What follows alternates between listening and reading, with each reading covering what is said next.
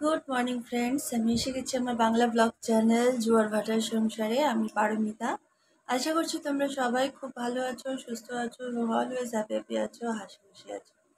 আজকে হচ্ছে রবিবার, আর আজকে আই থিঙ্ক 6 অক্টোবর। আর আজকে হচ্ছে মহা চতুর্থী। তো সকলকে জানাই প্রথমে হ্যাপি সানডে, এবং তারপরে জানাই মহা চতুর্থীর প্রীতি এবং শুভেচ্ছা ও ভালোবাসা।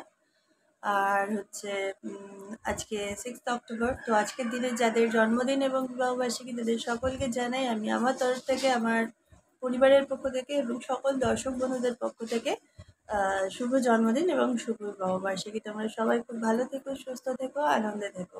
তো চলো, আজকে আবার একটা নতুন দিন, নতুন সকাল। এখন ঘড়ির কাঁটায় প্রায় 6টা 20 উঠেছি আমি।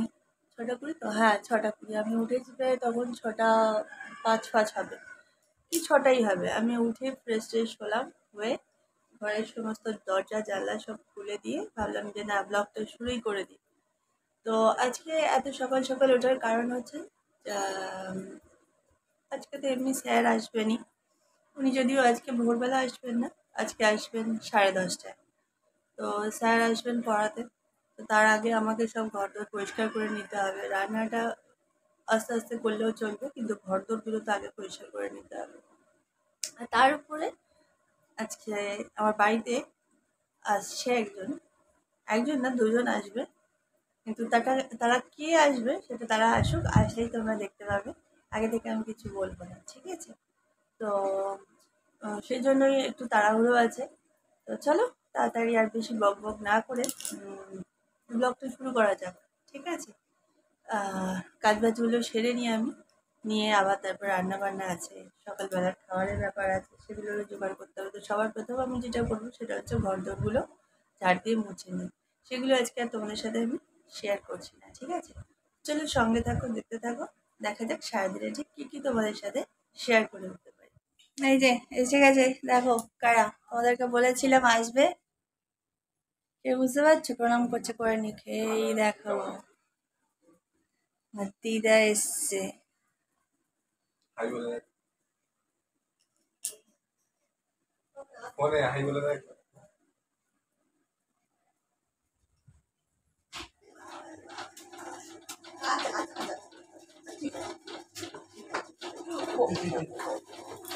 তোমার থেকে লম্বা হয়ে গেছে, দেখেছেন? চাদর ছিঁড়বে, নিচে নাম। একটা চাদর ঠিক রাখে না, যাও নিচে যাও। খুব মজা। ওকে, তো তোমরা তো দেখলেই যে মা এসছেন, দিদা এসছে। আর এখন আপাতত সকালবেলা টিফিনে যেটা করছি সেটা হচ্ছে আলু ভাজা করেছি, মুড়ি আলু ভাজা আর গরম গরম মিষ্টি মিষ্টি চা। তারা তোমাদেরকে দেখিয়ে দিই একবার। দেখো, সবাই মিলে বসে খাওয়া শুরু করে দিয়েছে। আলু ভাজা চা। সামনেটা দাঁড়াচ্ছি, ওকে বলো ডাক্তার বাগান কারোকে জিজ্ঞাসা করো। হ্যাঁ, অ্যাট লাস্ট আমার সব রান্না বান্না সমস্ত কাজবাজ কমপ্লিট হয়ে গেছে। আর দিদা দিদাকে খাইয়ে দিয়েছি, দিদার খাওয়া হয়ে গেছে। আর ফ্লাফিরও খাওয়া হয়ে গেছে, ফ্লাফিও খাইয়ে ঢুকিয়ে একদম সব পরিষ্কার করে নিয়েছি। আর আমার বর গেছে স্নানে, বর বেরোলে আমি স্নান করবো, করে এসে খেতে বসবো। আর আজকে কী কী রান্না করেছি চলো তোমাদেরকে একবার দেখিয়ে দিই। কী কী রান্না করেছি দেখো।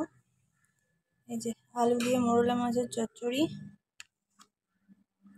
ছেলেরা দিদার জন্য পনির আছে,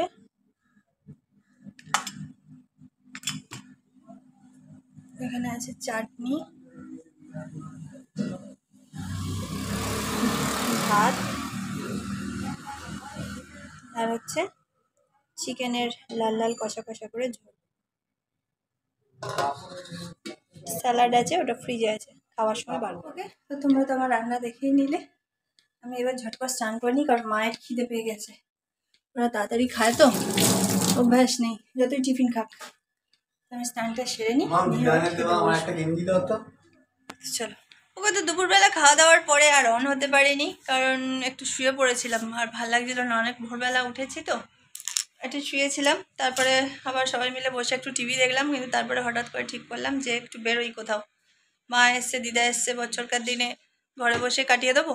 তো দেখি কোথায় যাওয়া যায়, এখনো পর্যন্ত ডিসিশন ঠিকভাবে নিয়ে উঠতে পারিনি।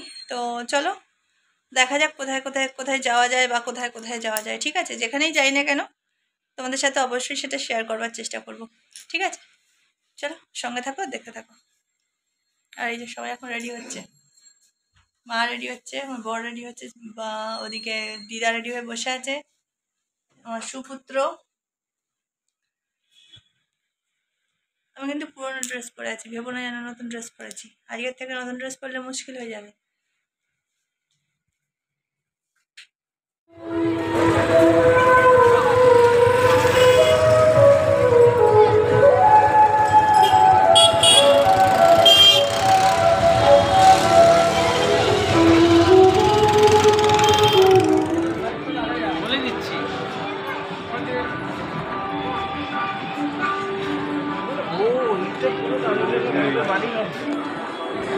এইটা জমিদার বাড়ি। দাদা বোধহয়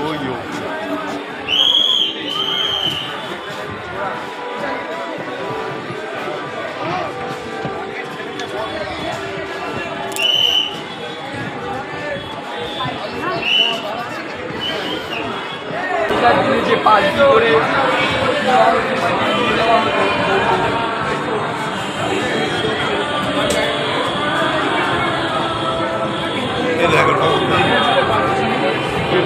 দেখে দিয়েছি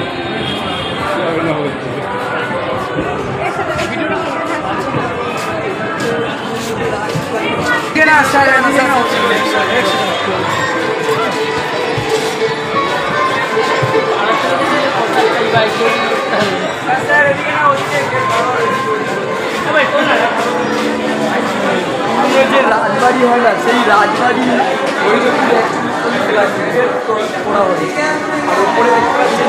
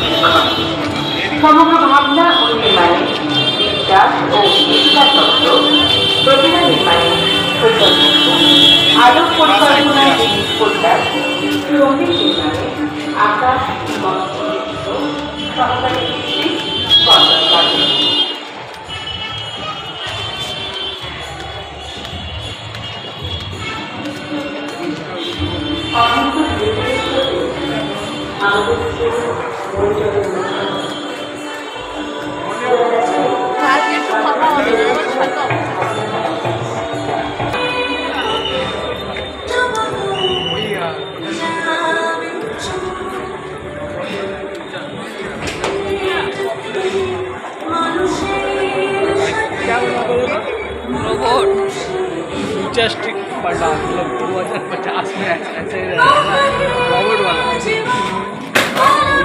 वॉशिंग मशीन रोबोट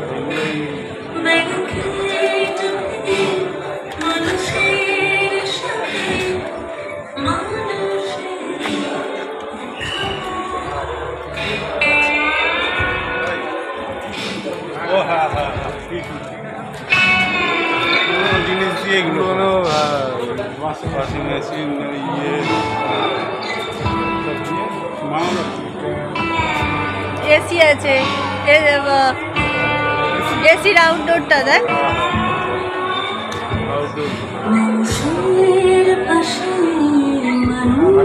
বেরিয়ে যাচ্ছি নাকি না না ঢুকছি চিৎকার করে মানুষই বলবে ঠিক ঠিক সব ঠিক মানুষই বলবে এসব বাঁশি ধরে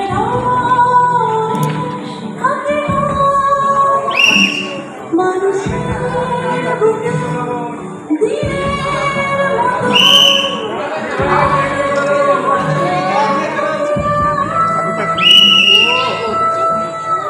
মা দিদা এসেছিলো বলে আজকে একটু বেরোলাম সন্ধ্যাবেলা বেরিয়ে আমাদের এদিকে হরিদেবপুরের ওই সাইডে ঠাকুর 3খানা ঠাকুর দেখে মানে ওদেরকে দেখালাম বিশেষ করে আমরা তো পরে হলেও যেতে পারতাম কিন্তু এই ফার্স্ট টাইম চতুর্থীর দিনকে ঠাকুর দেখলাম আমরা আমাদের যেখানে ঠাকুর দেখা শুরু করি আমরা ষষ্ঠীর দিন থেকে এখনো কালকে ভোরবেলা স্যার পড়াতে আসবেন ছেলেকে তো মা যেহেতু এসছে চলে যাবে কালকে তো সেই হিসাবে আজকে ওদেরকে ঠাকুর দেখিয়ে দিলাম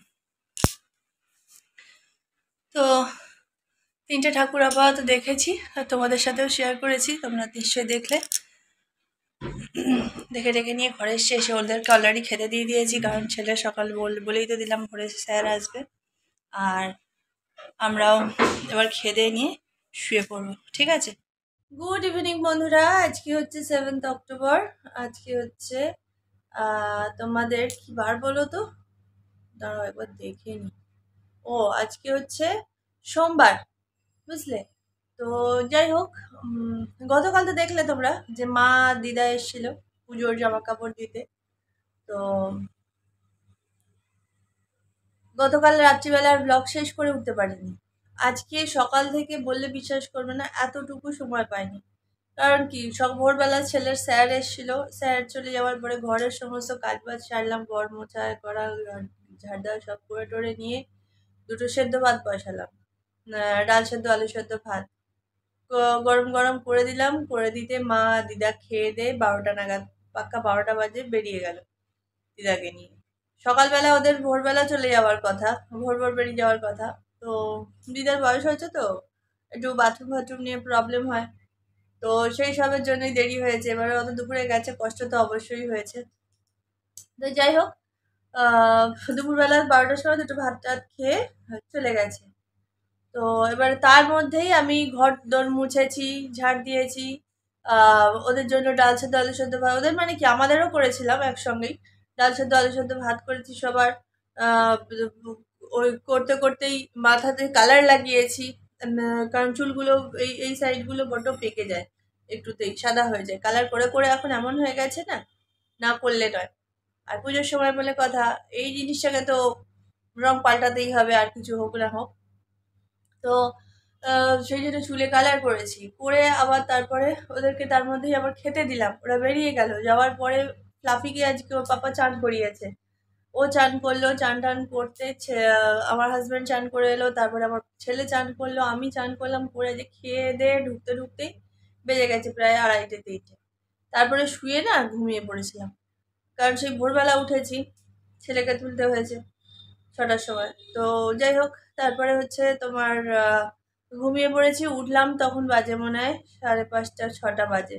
উঠে দেখছি ছেলে শাঁখ বাজাচ্ছে, ওর শাঁখের আওয়াজেই আমার ঘুম ভেঙে গেছে, টেনে ঘুমিয়েছি। আর বর নিচে কারখানাতে কাজ করছিল, একা ছিলাম, আমি ঘুমিয়েছি, ছেলে পাশে শুয়ে শুয়ে টিভিতে কি সব দেখছিল, ওই চতুর্দিকে ঠাকুর ফাকুরের সমস্ত কিছু দেখাচ্ছে না নিউজ চ্যানেলগুলোতে, ওই সব ও দেখছিল। তো তারপরে উঠে ছেলে পুজো টুজো দিয়ে চলে গেল মায়ের বাড়িতে, আর আমি একটু করলাম ফেসিয়াল, কারণ আর কবে করবো, আর সময় নেই। তো একটু ফেসিয়াল বলতে কাউকে দিয়ে করালাম না, আমি নিজেই করলাম। তোমরা তো জানো আমি ঘরোয়া রেমেডিতে বিশ্বাস করি, আর বাইরের কোনো কেমিক্যাল প্রোডাক্টস ইউজ করলে আমার স্কিনেতে প্রচণ্ড র্যাশেস প্রবলেম হয়, কি বিজগিরি বিজগিরি কী সব বেরোয়, গোটা গোটা কী সব বেরোয়, সেই জন্য আমি হোমমেড মানে হোম রেমেডিতেই রেমেডি করেই করি। তো আজকে যেটা করলাম সেটা হচ্ছে টক দই আর কফি পাউডার দিয়ে প্রথমে একটা পেস্ট বানিয়ে সেটা দিয়ে স্ক্রাবিং করলাম। আগে সবার প্রথমে ফেস ওয়াশ করেছি, তো তারপরে আমি তো হিমালয়ার ফেস ওয়াশ, নিম ফেস ওয়াশ ছাড়া ইউজ করি না, তো ওটা দিয়ে ফেস ওয়াশ করলাম, করে মুখটা মুছে তারপরে টক দই আর ওর মধ্যে কফি পাউডার মিশিয়ে একটু করলাম, মুখটা স্ক্রাবিং করলাম কি। তারপরে করলাম কি, মুখটা ধুয়ে নিলাম, মুখটা ধোয়ার পরে টক দই, তার মধ্যে 1 চিমটে হলুদ আর অ্যালোভেরা জেল মিক্সড করে একটা পেস্ট বানিয়ে সেটা দিয়ে ক্রিম মানে ম্যাসেজ করলাম বেশ কিছুক্ষণ ধরে।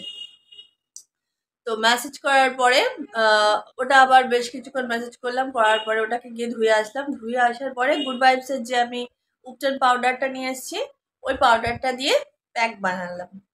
গোলাপ জল দিয়েই করেছি আজকে, দুধ ছিল না বাড়িতে, তো গোলাপ জল দিয়ে প্যাকটা বানিয়ে ওই প্যাকটা মুখেতে অ্যাপ্লাই করলাম, করে প্রায় 20 মিনিট রেখেছিলাম। রাখার পর ধুয়ে ধুয়ে এসে মুখেতে গোলাপ জল মেখে নাইট ক্রিম মেখে নিয়েছি, মেখে এই বসেছি। আর বাইরে চলছে ওয়াশিং মেশিন, ওটা কাঁচা হয়ে গেলে এবার ওগুলোকে কাচবো। আর রাত্রিবেলা বর বললো রান্না করতে হবে না, অল্প একটু সেই আগের দিনের চিকেন আছে ওই দিয়ে রুমালি রুটি নিয়ে আসছে, আমরা খেয়ে নেবো। আর ছেলের জন্য একটু বোধহয় চানা নিয়ে আসছে, কারণ ও তো মাংস মাংস খাবে না, ওর জন্য একটু চানা নিয়ে আসছে কিনে, ও চানা দিয়ে রুটি খেয়ে নেবে। এই হচ্ছে গল্প।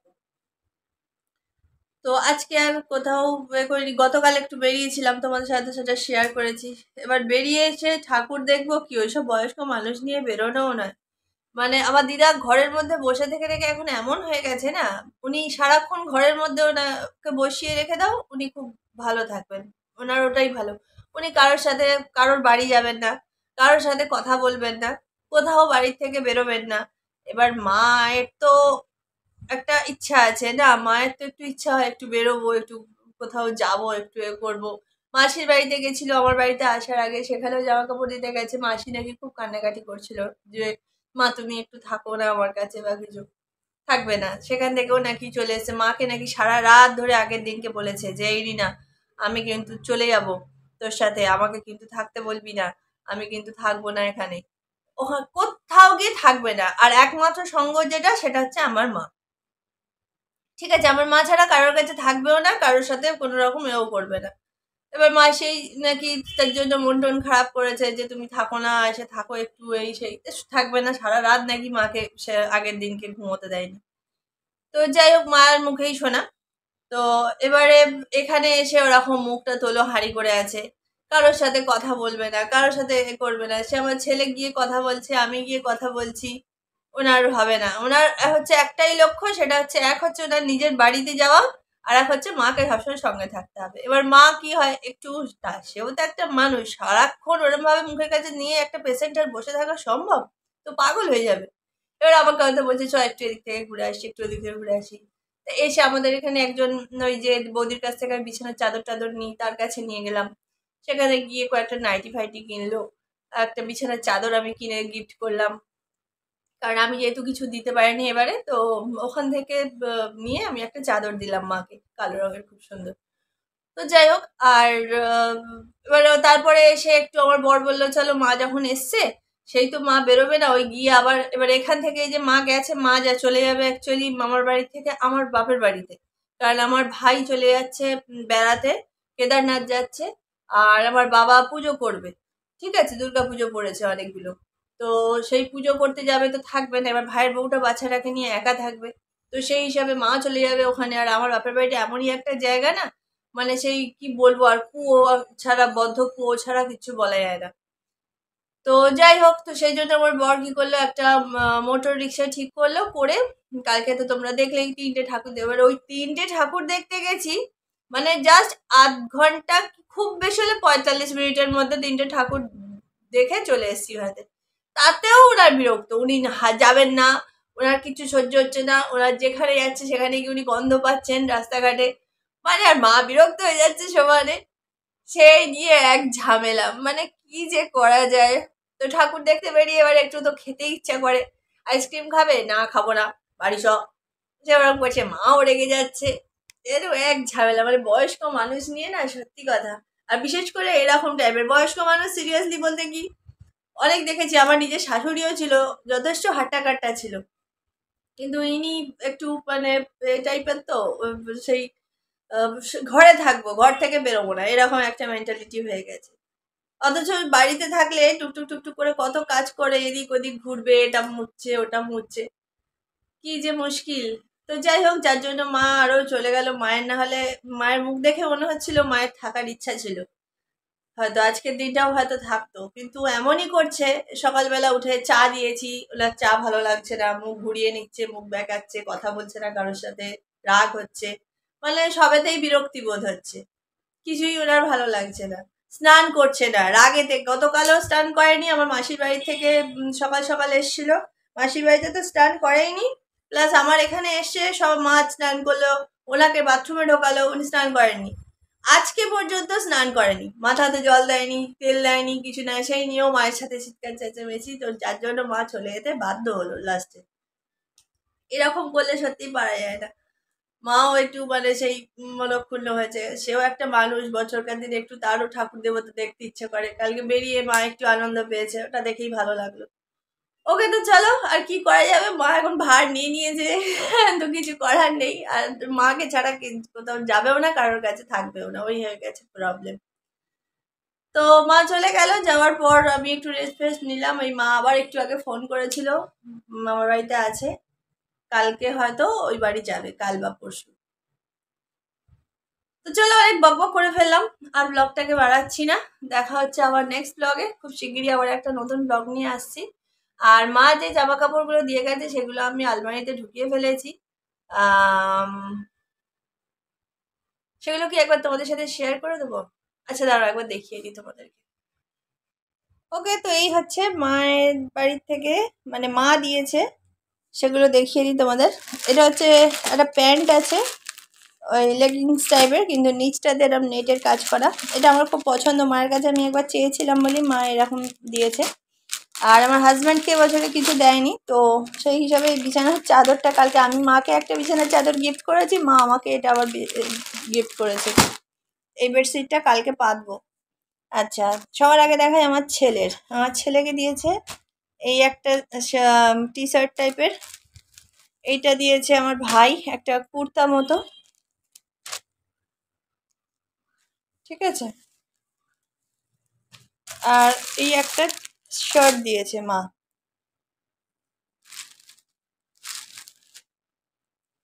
আর এই কুর্তি বলতে এগুলো শর্ট কুর্তি, এগুলো না সেই জিন্স বা অন্য কিছুর সাথে পরার জন্য।